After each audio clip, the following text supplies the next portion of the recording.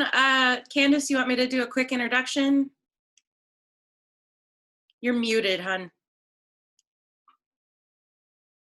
I thought I pressed unmute. All right. Just a quick little, most of you know Candace. She's done a couple of yarn and crochet workshops in the fall semesters for Maker Day in person. So she's gonna give us a little insight to her yarn making tools and her space and her crafting tools, but I'll let her take it from here. All right, I'm Candace Pauly, and I own Happiness Yarn Company. And so what I do is I process fibers. I process wool, bison. I have some llama, I have some Angora rabbit. I just kind of do all that I can. I live on a ranch, and I make yarn, and I dye yarn, and I sell it. And I go to festivals, and I have an Etsy store, and so that's what I do. So I'll just get started. So here we have a fleece. This is dirty, just like totally off the sheet. This is how it comes. This is actually a lot cleaner than most fleeces. Most fleeces, like, it's got a lot of poop and grass and nasty stuff, and it's like just really, really gross. And this is my least favorite part. What animal produced this? This is a Rambouillet sheep fleece. So if anyone did sheep showing in high school, they will know it as a fine wool.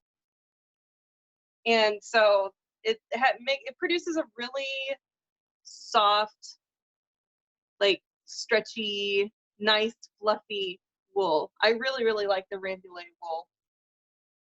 So at this point, what I would do is I'm picking out little pieces of grass, and there's not a lot of poop on this, but I mean, there's some.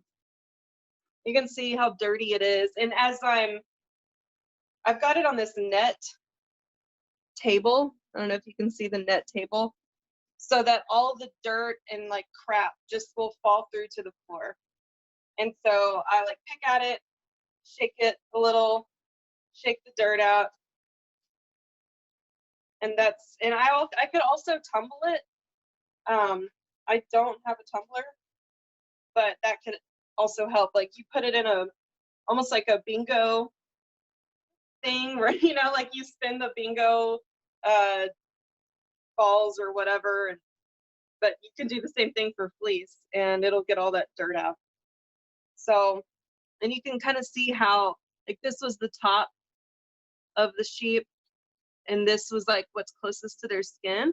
This is all like dirty and nasty, and this has like nice, it's got lanolin in it, which is like the oil that the sheep produce to keep their skin healthy. So before we spin it, we want to take that lanolin and also all the dirt out.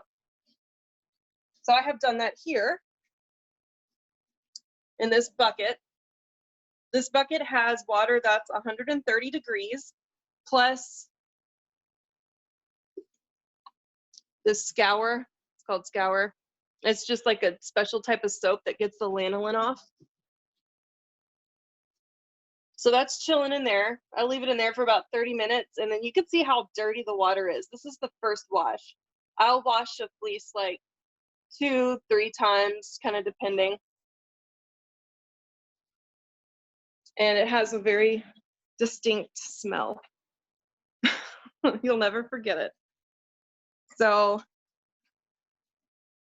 after that fleece is washed and dried, and to dry it, I just put it back on that little, that like skirting table, that net skirting table, and I put it outside for a couple of days. So obviously I'm not going to do that now.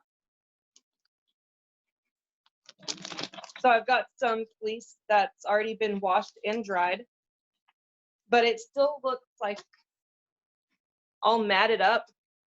You can see. So I've got this lovely medieval torture device looking thing. I'm going to adjust my camera. So this it's a swing arm picker, and it picks the fleece.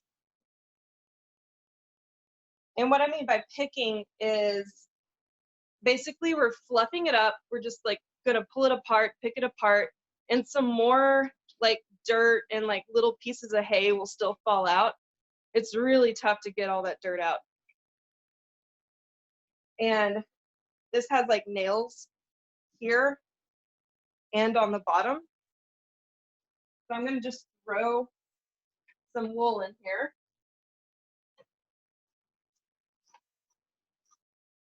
And it'll just fly out whenever it's ready. I don't know, whenever it feels like it. There's not a lot of rhyme or reason for the swing arm picker. You just kind of throw your wool in there and let it do its thing. It's fun. This is a little one though, so if you ever go to fiber festivals, there'll be people that have these, but they're like giant, and they have all this protective gear on because people hurt themselves a lot with these. They're kind of dangerous. And Candace, just to keep you posted, if there's any chats or questions, I'll read them out to you so you don't have to keep looking away. Okay, cool. Chat. So yeah, I've got my little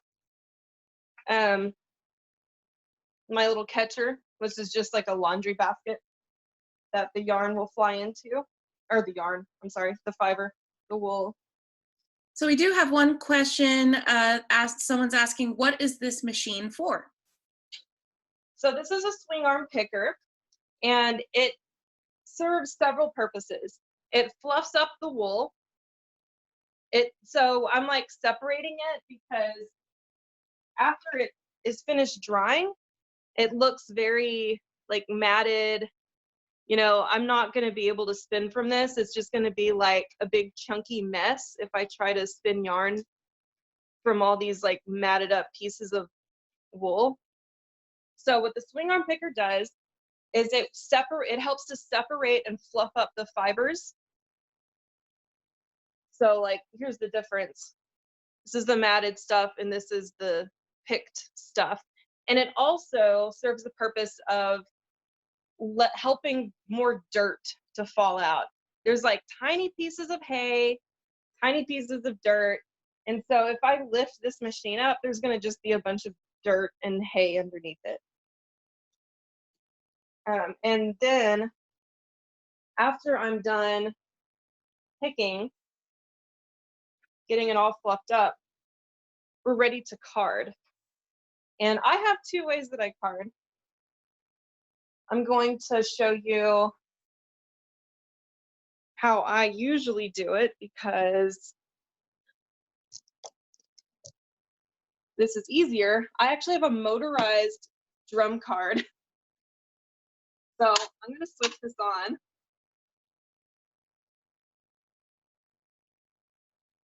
And actually right now, all this fiber on here is Angora rabbit, which is like the softest thing I've ever felt in my life.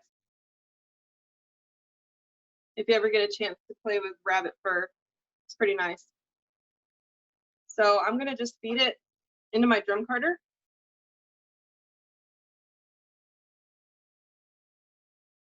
So this is basically what I do like when I'm alone on my spare time. Not my spare time, but my work time. I just stick it on the drum carder and it brushes the fibers for me. So the whole purpose of carding is that I'm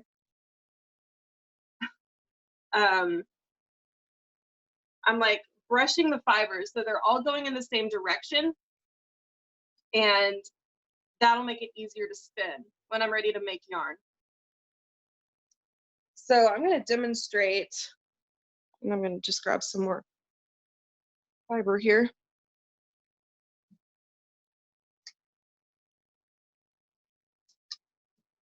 Okay.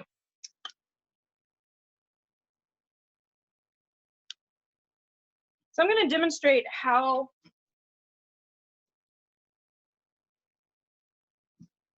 I'm going to card with hand cards. These are a lot less expensive.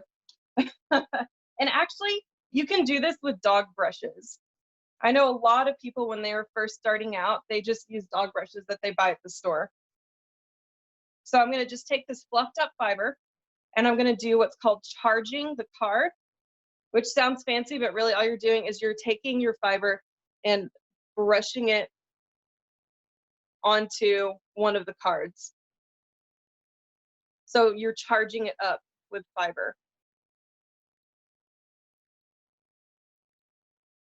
And I'm going to take my other card. I already have some wool on here. And I'm brushing it really gently. Like I heard someone describe it like you're petting a kitten. You don't want the teeth to be scraping together. So you're just being really gentle.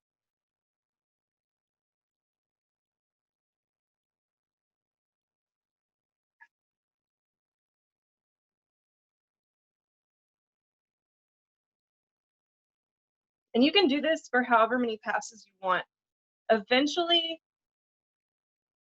all of the good stuff is going to be on one card, and just a little bit left will be left on this card right here on the bottom. And then at that point, you can just turn it around, switch them, and keep going. So a couple of comments.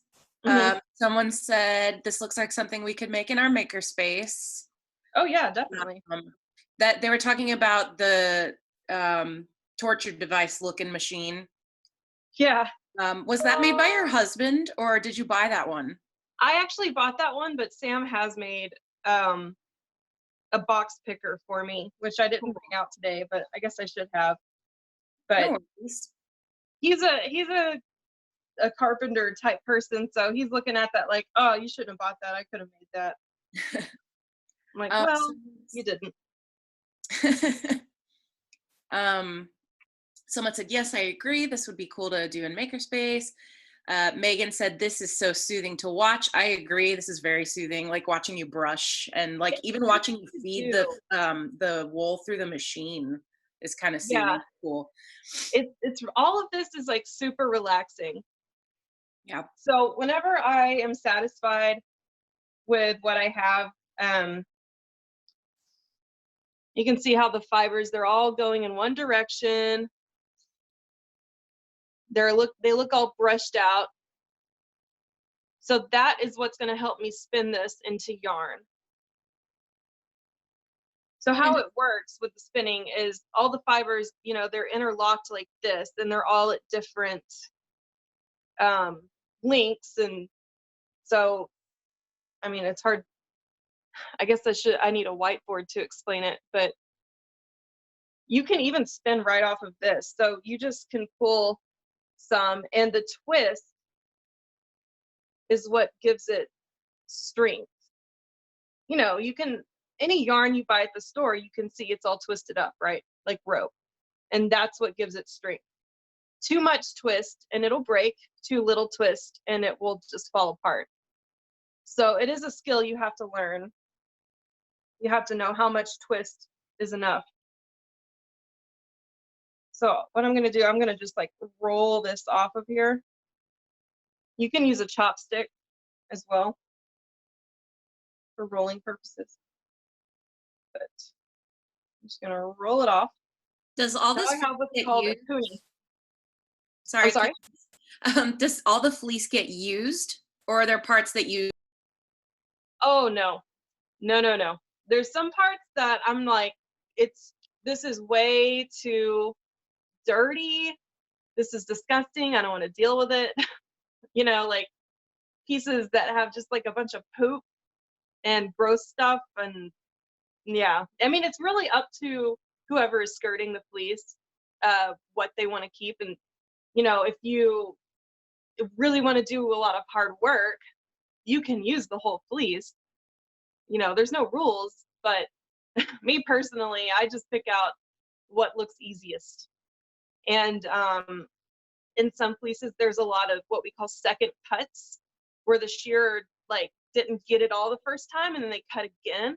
And those second cuts are really short fibers, and those are really hard to spin. So generally people don't like to get those second cuts. you want a fiber that is at least an inch, no, 2 inches long, or 4, like 2 to 4 inches for wool from a sheep. And then someone asked, and I was kind of wondering this earlier, can you give the sheep a good bath first? Will that help with getting cleaner wool? I mean, yeah, it would. But when you have like a bunch of sheep, it's easier to wash a fleece than to wash a sheep. So, and I do know a lot of fiber producers that they put these special blankets on their sheep, and so they don't get near as dirty and their wool stays very, very white. Like some wools have a lot of lanolin in it and it's like kind of yellow, and sometimes it can get stained. We call that canary stain. And it's like no matter what you do, that yellow isn't going to come out. And some people don't care about that. And some people even like to spin with raw wool. That's what we call spinning in the grease, because you still have all that lanolin on it. So um there's like I said, there's no rules. There's no right or wrong way. Thank So, you. Yeah. So sorry, where were you? Where did we leave off? well, I'm gonna go ahead and spin this and kind of show y'all. I'm gonna show you my spinning wheel, and maybe my thing won't fall off. So I have a double treadle spinning wheel, and double treadle means I've got 2 foot pedals, and it spins my feet treadle. It spins this wheel, and this wheel spins this little wheel up here, and that spins my flyer, and my bobbin holds the yarn. So I'm going to pick up where I left off over here. And this is the wool that I just took off my cards, and it actually has a little bit of Angora rabbit in it because it's just so soft and I love it. So it might end up a little bit, what's the word, thick and thin, little lumpy, but that's just like the nature of the Angora wool. But that's what people love about hand spun yarn, is that it's not perfect, you know, and you can make some really cool art yarn. Like sometimes I like to put beads in my yarn, glitter. I've got like little pieces of what's called Angelina, and it's just like fiber, but it's glitter. It's like made out of polyester or something. So what I'm doing here is I've got my little pony that I made with all my fiber that's going in the same direction. So I'm drafting, which I'm just pulling a little bit of the fiber out. I'm kind of spreading it thin. And then I'm going to slide this hand down and let the twist enter my fiber supply. And so as I do that, the yarn kind of gets sucked up through, this is called the orifice, and through the flyer, and it gets spun onto the bobbin.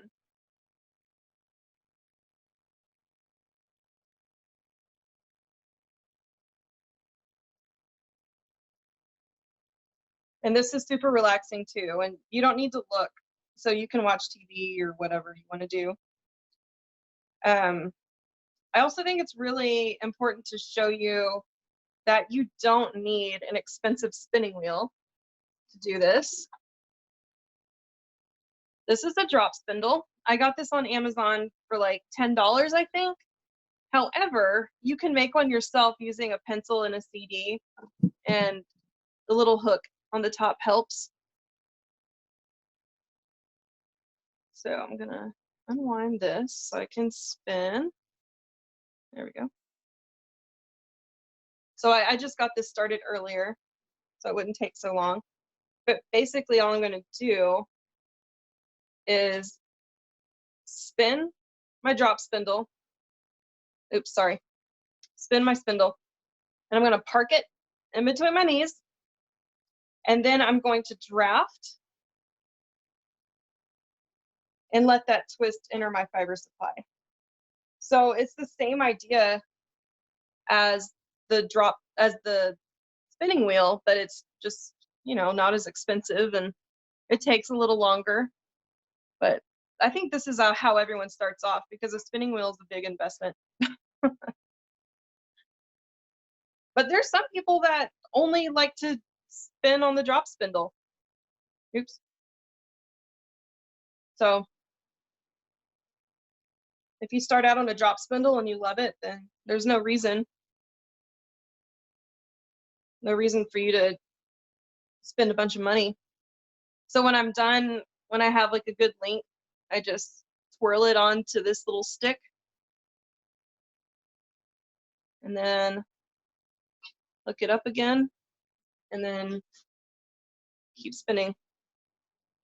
So twist, park it, draft, and slide my hand down.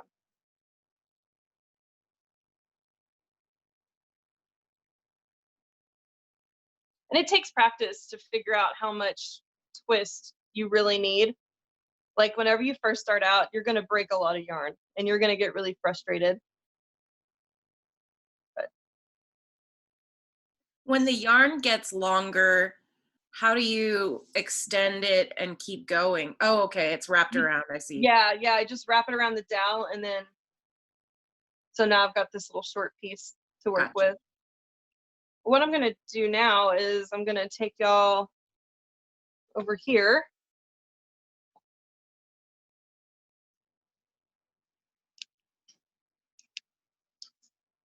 And I'm going to show some yarn that I've spun. So what I was just doing on my spinning wheel, I was spinning a single ply. So you can maybe kind of see how it's just like one little strand of yarn. And this is like a whole skein. However, if you want it to be really strong, you can do a 2-ply. And that's where it looks kind of twisty and knotted up. Hold on, let me see if I can get it to focus. It's just like you can see the two individual, I guess it won't focus. Maybe it'll focus on this. There we go. So I took 2 of these single plies and twisted them together using my spinning wheel, going in the opposite direction, and I twisted them together to get a 2-ply. And you can even do a 3-ply yarn. The same idea, you just spin in the opposite direction using 3 single plies. And I mean, commercial yarns are like 6 and 7-ply because they're made all by machine, so it's really easy. You get a really, really strong yarn. And then this is a hat I made with my hand spun. You can kind of see the character of the hand spun yarn, how it's got that like thick and thin. It's not perfect. Of course, this is some stuff that I spun like a really long time ago. How do you care for that type of yarn where it's homemade and it's really special? So there's a lot of different kinds of soaps and stuff you can buy for caring for hand knit. And like it's basically the same thing as lingerie soap. You could use Dawn too, though, to be honest. You just wash it in cold water, hand wash it, just like fill some water up in the sink, and then put a little drop of your Dawn or whatever, and let it sit for about 15 minutes.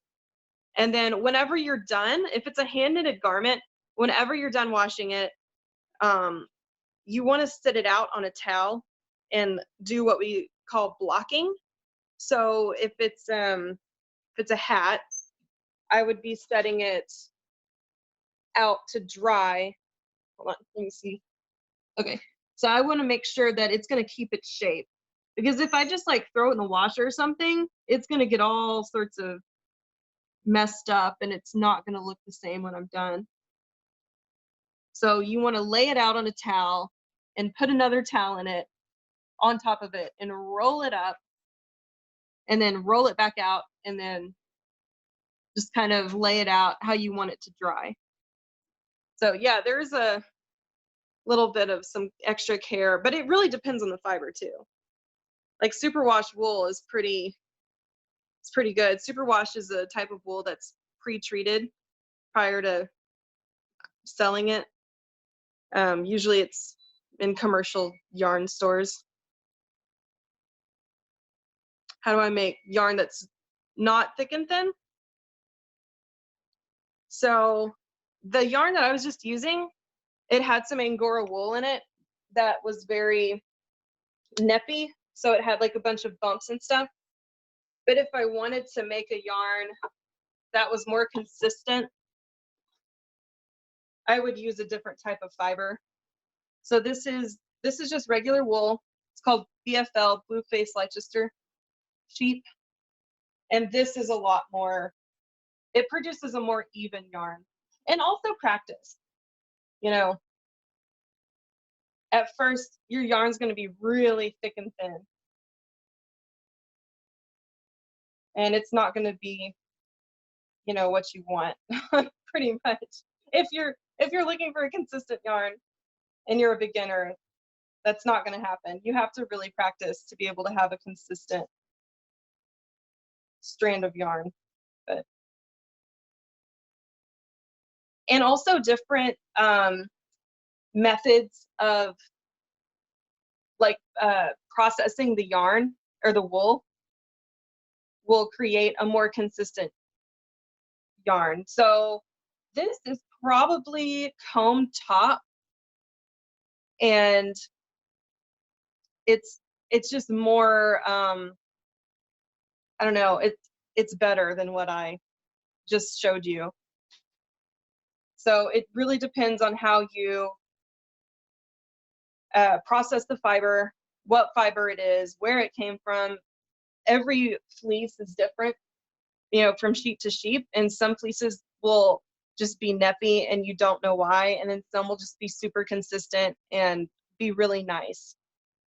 So that it's an art.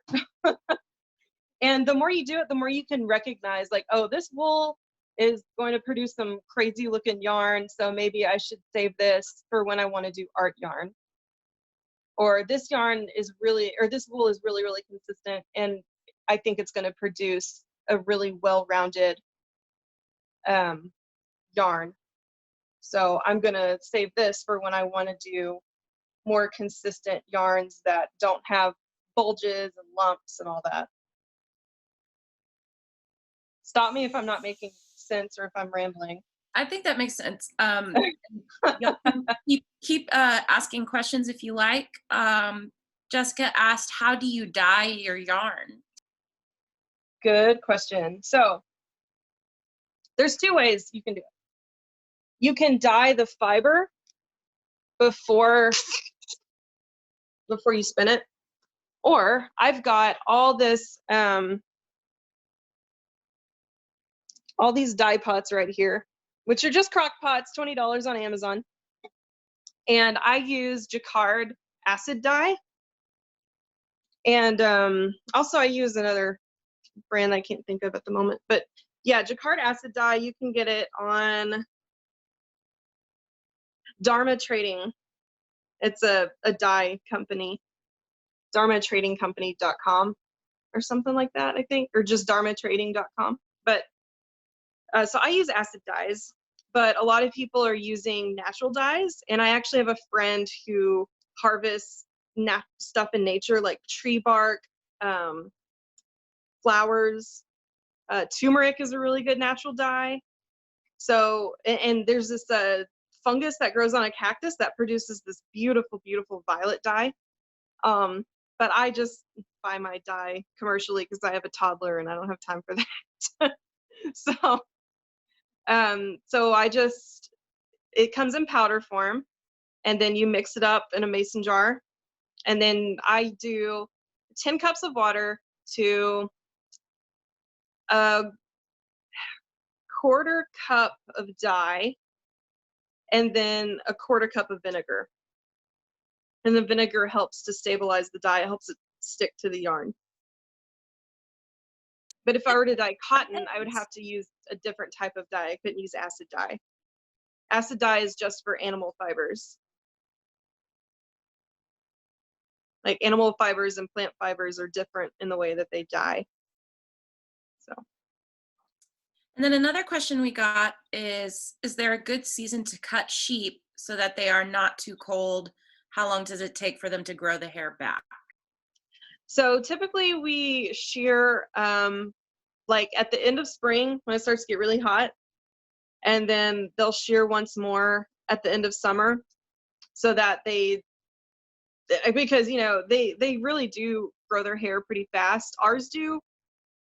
There's so many different types or breeds of sheep, and some grow very, very fast and some are not so fast, and some have different. Oh, please.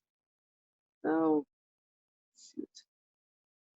Sorry, my phone just tried to make me update it. So we cut about twice a year, sometimes 3 times if we feel like we need to. It really depends on the season.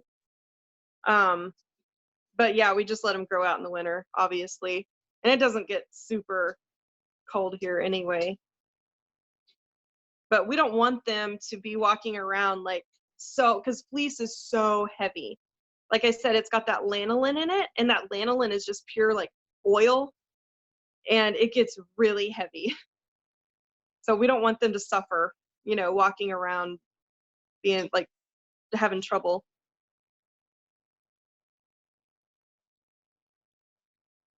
Are there any other questions?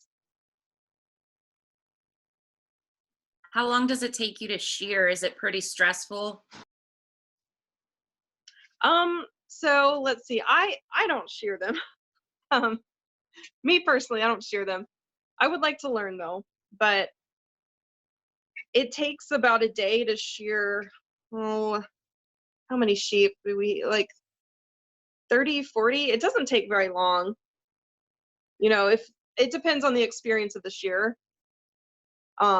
They can just get in there and zip, zip, zip, zip, and they're done. Of course, if I was doing it, it would probably take me a lot longer because I don't know what I'm doing. So it just depends on the experience of the shearer. And I don't think it's too stressful on the sheep. It never seems to be. They're used to it because, we're always giving them vaccinations or worming them, or we put like marks on their butt so we know if they've been bred or not. So they're used to human interaction. I'll go ahead and drop the link to your website in the chat because we got a question about your website. Okay. Do you want to talk a little about your bison? Sure. So the bison fiber is totally different, and I actually have some right here. This is bison fiber. It is extremely soft. So bison have 5 layers of fur. So usually if you see a bison in person, they do not look soft. That's because you're seeing that top layer. And that top layer is like a waterproof, just like an outer coat type of layer. It's very, very coarse. But when you get down, the layer closest to the skin is extremely soft, and it is more insulating than wool. Because if you think about bison, they are used to extremely cold climates. And so that's what I harvest. And we brush the bison. You cannot shear a bison unless it's dead or something. Like, there's no way. So about twice a year we get our bison, and we're giving them their vaccinations and worming them and all that stuff. And we have little windows, and we put them into a squeeze chute. So they run into the chute, and we kind of squeeze them a little bit so they don't move too much and hurt themselves. And they give them their vaccinations, we weigh them, we take down notes, and then we have these little windows we open up, and we brush, brush, brush, brush, brush as much as they'll let us. Most of them love it, and they actually lay down in the squeeze chute, and we have to get them back up and get them out of there. A couple of them just don't, and if they're too stressed out, we just let them go. But we only get about 4 ounces of down off of each animal, which is not a lot at all. So like I have orders for bison down that, you know, I have a wait list, and I'm just like, okay, I need to get enough to fulfill these people on my wait list, because it's in such high demand, and it's really hard to get. And actually right now we're going around on rubbing trees and we're picking down off of the trees. So, and like fences and stuff. And that I just washed with down, and I don't have to get it really hot because bison don't have lanolin like the sheep do. They're just kind of dirty, kind of dusty. So it's bison is easier to process than wool for sure, but it's harder to get the fiber. So we're down to like the last 8 minutes here. Does anyone have any other questions? Candace, do you want to show us anything else? Any tips for people that are wanting to kind of start off in this world of yarn making and crochet? Well, so I mean, if you're wanting to start out, if you want to spin yarn, I would suggest getting some BFL, blue face Leicester, like I showed earlier. It's got a very long staple length, and the longer the staple length, the easier it is to spin. There's tons of YouTube videos on how to use a drop spindle. You can get a drop spindle off Amazon for 10 bucks. I was actually really surprised at that one I got on Amazon, because it's really a good quality. I wasn't expecting that. You don't need sheep. You can just buy the fiber. You can get it on Etsy. You can actually, I mean, honestly, you can get some on Amazon. Like you can get, it's a really popular hobby right now, so you can get fiber anywhere. Just look up roving. You want wool roving, BFL or merino even. It's another type of sheep, really, really common for fiber. Let's see. Yeah, so you can get the fiber online. You can get a drop spindle. You can make your own drop spindle. I would, for the effort, I would just say buy it. Is it easy to fix mistakes while you're spinning? With experience, yes. And also, like if you're spinning and you get like a big slub, you know, like a big bump, you can just break it off and start again. So if you've got a little spot in your yarn you don't like, you can get rid of that easily. You don't cut it, you just untwist the yarn a bit and pull. And I can show that if you want me to.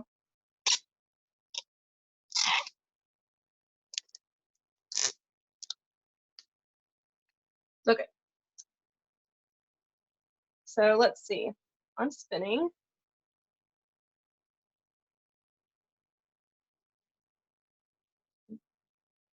Grab some fiber here. So I'm joining a new piece of fiber right now, which is what I'd be doing if I found a spot that I didn't like. So let's say I like have this big thing right here. I don't like how that looks. So I'm going to just go ahead and take my fiber supply off and pinch my yarn where I, want it, where I want it to be, to start from when I go again. So this is my little piece that I didn't like. So I'm just going to stretch it out, spin, keep going. And I've got my fiber supply here ready to reattach when I'm ready for it. It takes practice. It's a feel type of thing. You really feel it with your hands. That's why I say you can like spin yarn and watch TV. You don't really need to look, because it's better to just do it all by feel. Like your fingers will get used to feeling when the yarn is too thick, or there's something there that shouldn't be there, like a piece of hay. That happens. But it's really fun to shop online for fiber, because there's a lot of pre-dyed stuff, and it's just, there's some beautiful, beautiful yarns. Actually, I have an example right here. This has glitter in it. Super fun.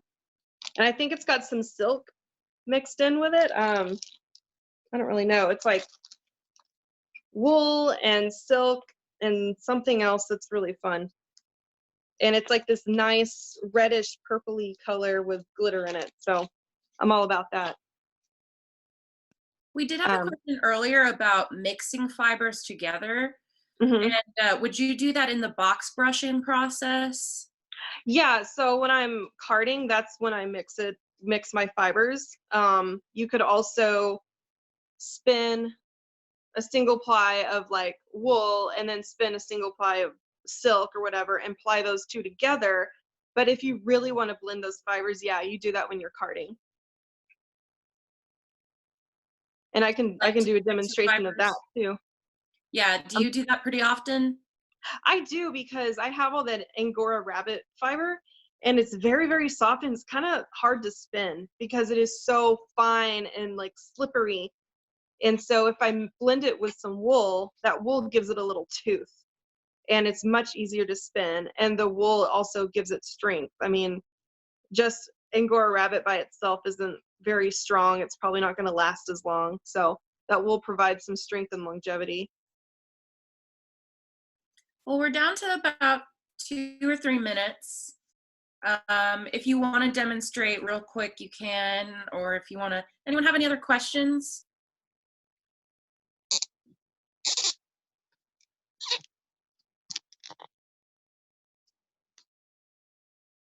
Okay, let's see.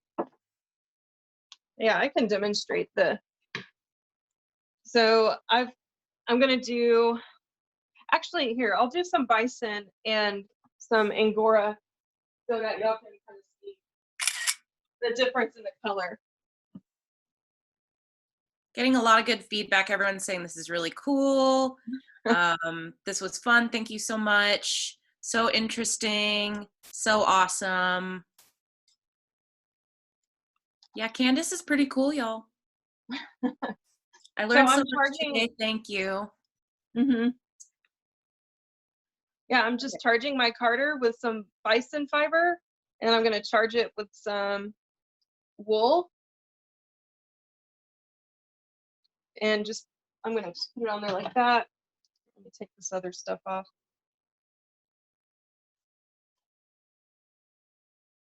So I got my empty card and my charged card and I'm going to just start brushing it.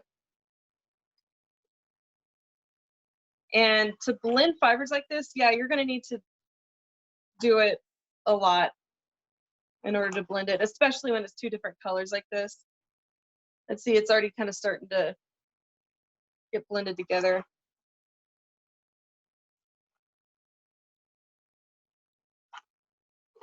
Well, Candace, thank you so much. We're at Thanks time. for having me. Always fun. Yeah. Have a good day. Thanks for Yeah, joining us. y'all too. Yeah. Stick around if you want.